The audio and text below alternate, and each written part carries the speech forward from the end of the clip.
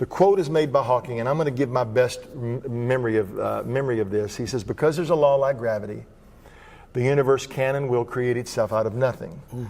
Spontaneous creation is the reason there is something rather than nothing. And then I think there was an addendum, you don't need God to account for the universe. This was a little bit of a retraction because maybe Hawking in the past had a little bit of an open door about that. He did. He left the question open at the end of The Mind of God, but he's come out clearly as an atheist. It's that quotation that you just made that was the motivation for me writing the book. I was shown that just before Hawking's book appeared and asked by a national newspaper to comment on it. And I was so amazed at this. Because there is a law of gravity, the universe can and will create itself from nothing. And I thought, hang on a minute, that's a flat contradiction. Because there is a law of gravity, that is because there is something, the universe creates itself from nothing. I mean, that's just flat contradiction. And then I thought, but wait a minute, because there is a law of gravity. He doesn't even say because there is gravity. And it seemed to me there that he's become a victim of thinking that has become a little bit popular in academic circles, that laws can create things, which is nonsense, of course. Unfortunately, the financial crisis came about by that. People thought that the laws of mathematics could create money, but they can't create anything at all. More seriously, perhaps still, in that sentence, the universe will create itself. Now, if I say X creates Y, what do those words mean? Well, if I've got X, it'll produce Y. So if I say if X creates X, what does that mean? It means if I've got X, it'll produce X. And in the book I just put, and it came out in the film, I say, well, that just proves that nonsense remains nonsense, even if spoken by very clever that scientists. got one of the biggest laughs of the whole day. Yes, and what people don't realize is that here is Hawking. He's a brilliant, famous scientist. He was just ahead of me at Cambridge. I remember it very well. I've no quibble with his science, but it's what he deduces from it is the problem.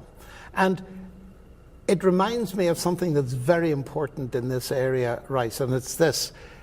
Statements of scientists aren't always statements of science, but the trouble is because they've got authority, people think this is an authoritative statement of science, and that Hawking has solved the mystery of the existence of the universe. He hasn't. He's given a statement that has 3 distinct levels of contradiction built within it. That's not a very good start. Really, the essence of what Hawking is saying is that nothing can produce everything, but they don't really mean nothing by that. No, they don't mean nothing by that. And that's immensely important. Actually, I find it highly amusing what's going on, because here we have the most ironic situation in history. For centuries, scientists believed that the universe had existed forever, because that's what Aristotle had taught. The Bible, however, had been insisting for millennia, in the beginning, God created the universe. There was a beginning. Science caught up with that in the 1960s. And I remember that because when the evidence for a beginning to space-time came in, the leading members of the British scientific establishment said, we don't go down that road. Why? It'll give too much leverage to people who believe the Bible. Now we're in the situation where the general opinion of cosmologists is space-time had a beginning. Okay, so what was there before? Nothing, absolutely nothing. In the philosophical sense, absence of anything. But you can't get a universe from nothing. So the way they now do it is to redefine nothing. I mean, Lawrence Krauss, who's an astrophysicist, says something. Oh my goodness! You get on to him. I'm interested in anything you have to say about him. It's hilarious. Absolutely hilarious, I'm afraid. Forgive me, but he says because something is physical, nothing must be physical, especially if you define it as the absence of something. Well, that's sheer nonsense. Yeah, now, I had the opportunity to debate with Alan Guth, who's the father of inflation theory at the Harvard MIT. Borde, Guth, and Vilenkin, brilliant mathematicians, and I had a very friendly public debate at the Harvard MIT Faculty Club.